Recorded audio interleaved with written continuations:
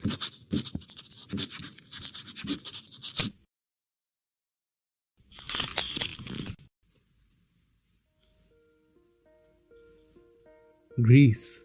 या यूनान। इस मुल्क का नाम सबसे ज़्यादा यूनानी दवाखानों वाले इस्तेमाल करते हैं, बल्कि अब तो बड़ी बड़ी कंपनीज भी यूनानी नुस्खे और मेडिसिन बेच रही हैं। लेकिन क्या आप जानते हैं कि ये ग्रीक हर्बोलॉजी 2500 साल पुरानी है। कहा जाता है कि सबसे पहले ग्रीक्स ने ही मेडिसिन को एक अलग सब्जेक्ट बनाया। हिपोक्रेटिस एक ग्रीक ही तो था, जिसको फादर ऑफ मेडिसिन कहा जाता है। और अगर आप इंडिया से हैं तो आपने अपोलो हॉस्पिटल्स का नाम भी ज़रूर सुना होगा। अपोलो भी एक ग्रीक गॉड था। गौर करें कि आज हम 2500 साल बाद भी यूनानियों के इल्म से फ़ायदा उठा रहे हैं। और ये सिर्फ मेडिसिन की बात नहीं है। हकीकत तो ये है कि आज दुनिया में कोई 10 तरह के सब्जेक्ट्स हैं जिनकी बर्थ एंशिएंट ग्रीस में हुई। तो आइए उस ग्रीस में चलते हैं और वहाँ के एक अजीम फिलोसोफर की ज़िंदगी के बारे में जानते हैं, जिसको दुनिया प्लेटो के नाम से जानती है। यह हज़रत ईसा अलैहिस्सलाम की पैदाइश से 500 साल पुरानी बात है, जब मेडिटेरेनियन सी के ऊपर दुनिया की एक अजीम सिविलाइजेशन फ्लरिश कर रही थी। यूनानियों ने दुनिया को दर्जनों थिंकर्स दिए। यहाँ फिलॉसफी, मैथमेटिक्स, एथिक्स, मेडिसिन और कई और सब्जेक्ट्स का जन्म हुआ। इनके नॉलेज ने ना सिर्फ यूरोप बल्कि पूरी दुनिया की इल्मी तरक्की की बुनियाद रखी। प्लेटो की कहानी उसके उस्ताद सोक्रेटिस से शुरू होती है। Socrates 5th century before Christ में यहाँ के सबसे मकबूल शहर एथेंस में पैदा हुआ। सोक्रेटिस की खुशनसीबी कि उसने एथेंस के गोल्डन पीरियड में होश संभाली, जब वहाँ मटेरियल और लिटरेरी प्रोग्रेस अपने अरूज पर थी। एथेंस में साइंस और आर्ट्स दोनों पर काम हो रहा था। यहाँ तक कि ग्रीक्स में राइटिंग की शुरुआत भी होने लगी थी। सोक्रेटिस के ज़माने में ही पेरिक्लीस और क्लाइस्थेनिस जैसे लोग एथेंस में डेमोक्रेसी लाए। ज़रा अंदाज़ा करें कि 2500 साल पहले एथेंस वाले डेमोक्रेटिक बन गए, और आज 21वीं सदी में भी हम डेमोक्रेसी की अहमियत नहीं समझ सके। खैर, सोक्रेटिस ने arts, music, knowledge, pedagogy, ethics वगैरह पर लाजवाल काम किया।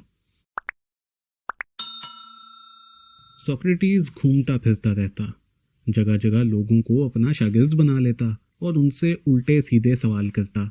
उसने अपनी ज़िंदगी में कुछ नहीं लिखा। उसका सिखाया इल्म उसके इन्हीं स्टूडेंट्स की बदौलत हम तक पहुंचा। सोक्रेटिस समझता था कि ये मादी दुनिया महज एक झूठा खेल तमाशा है, जिसकी ज़्यादा अहमियत नहीं है। असल दुनिया तो यहाँ से कहीं दूर ख्यालों के जहान में आबाद है। सुकरात को उसकी आज़ाद सोच और अनकन्वेंशनल बातों की वजह से कैद खाने में डाल दिया गया। उस पर इल्ज़ाम लगाया गया कि वो अपनी बातों से नौजवानों को बहका रहा है और ग्रीक गॉड्स की इंसल्ट कर रहा है, जबकि वो तो सिर्फ नौजवानों को एजुकेट कर रहा था।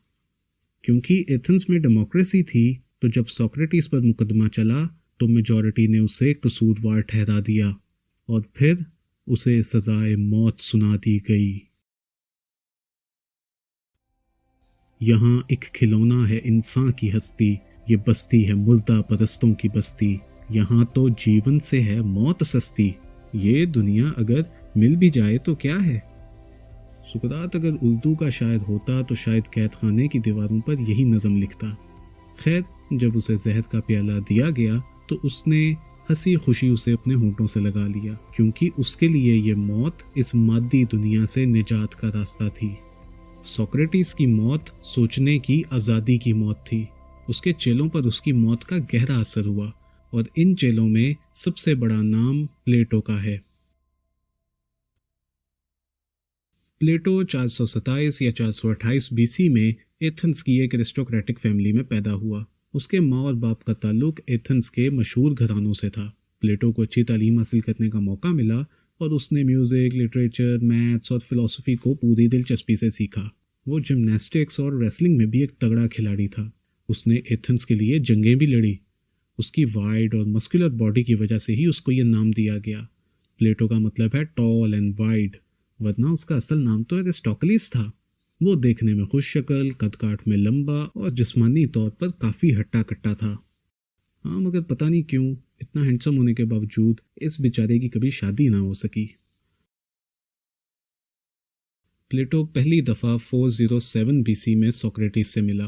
उस वक्त उसकी उम्र 20 साल थी।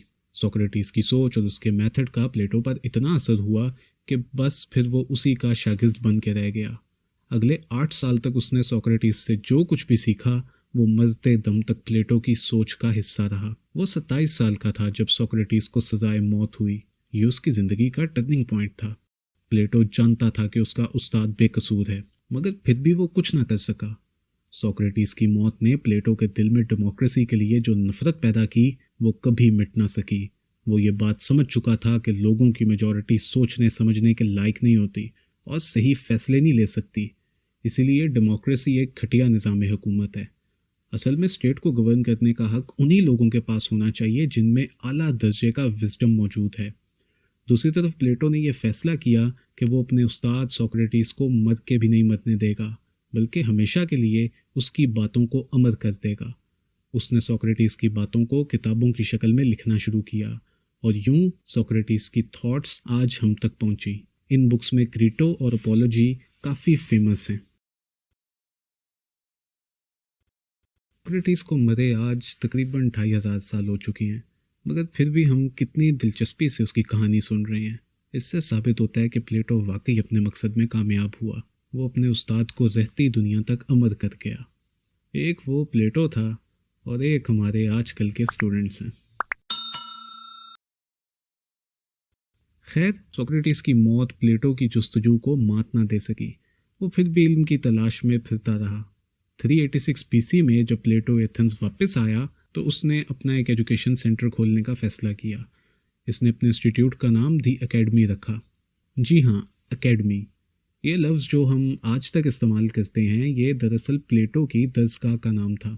यहाँ वो अपने शागिर्दों को maths, philosophy, astrology, music, literature, geometry और बहुत से दूसरे सब्जेक्ट्स पढ़ाता था। आज दुनिया में कहीं भी पॉलिटिकल साइंस पढ़ी जाए उसकी थ्योरी का आगाज़ प्लेटो से ही होता है। प्लेटो ना सिर्फ पॉलिटिकल फ़िलासफ़ी बल्कि पॉलिटिकल आइडियलिज़म का भी फादर है। उसकी डोमेन आइडियलिज़म और उसका मेथड रैशनलिज़म था।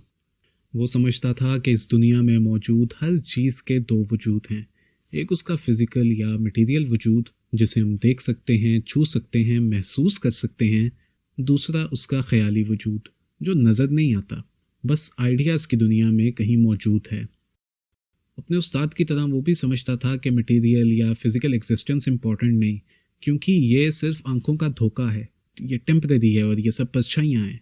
जबकि किसी भी चीज़ का आइडिया सबसे इम्पॉर्टेंट है। आइडिया हमेशा कायम रहता है और यही चीज़ों को पहचान देता है।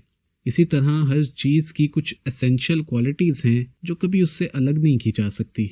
ये क्वालिटीज़ हमेशा उसके साथ जुड़ी रहती हैं, बिल्कुल ऐसे जैसे लोहे में कुछ ऐसा है जो उसे लोहा बनाता है। प्लेटो सब चीज़ों, यहाँ तक के इंसानों को भी ड्यूअलिज्म के लेंस में देखना शुरू करता है। वो उनकी सोल की डोमिनेंट क्वालिटीज़ तलाश करके उन्हें 3 सोशल क्लासेस यानी रूलर्स, सोल्जर्स और वर्कर्स में डिवाइड करता है। यूं तो प्लेटो की ढेरों राइटिंग्स हैं जो आज बुक्स की फॉर्म में हम तक पहुंची हैं, लेकिन उनमें से द रिपब्लिक, स्टेट्समैन और द लॉज सबसे प्रोमिनेंट हैं। प्लेटो की तकरीबन तमाम पॉलिटिकल थॉट इन 3 किताबों में मौजूद है।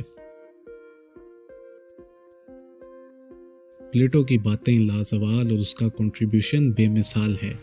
उसने leadership, education, obedience of law, communism और इस जैसे ढेरों टॉपिक्स पर जो डिस्कशन की वो हमारे लिए आज भी एक बेहतरीन कंटेंट है। इस सबसे बढ़कर प्लेटो अपनी थ्योरी ऑफ जस्टिस की वजह से जाना जाता है। विलियम इबनस्टीन तो लिखते हैं कि द रिपब्लिक आज भी स्टेट में सिटीजन्स को पेश आने वाले बुनियादी मसाइल पर एक ज़बरदस्त किताब है। यह सब तो सिर्फ प्लेटो की लाइफ और वहाँ के पॉलिटिकल कॉन्टेक्स्ट की एक समरी थी। ये वीडियो अच्छी लगी तो डिजी तालीम पर लाइक, शेयर और सब्सक्राइब करें।